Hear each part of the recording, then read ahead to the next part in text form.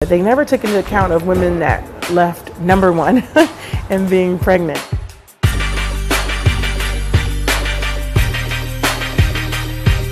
Unfortunately, like in the 90s, they changed the rule, whereas if you were injured, then when you come back, you lose your seating. But they never took into account of women that left #1 and being pregnant, and left not for an injury, but to have a great life and not give up tennis, but to come back.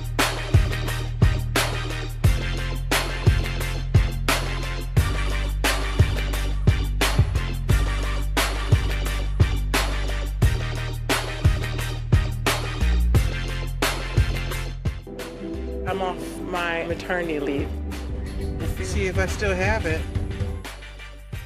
So I think the most surprising thing was that I learned about myself becoming a mom was that how strong I was. It was weird. It was just this whole new strength that I actually never knew I had. I've been a mom for 8 months. Honestly, I shouldn't have to choose between these two identities.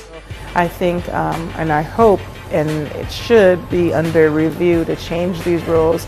Maybe not in time for me, but for the next person that maybe she's 25 and she wants to have a baby, but she doesn't want her career to be over. She wants to continue to play. So I think it's important to have those rules.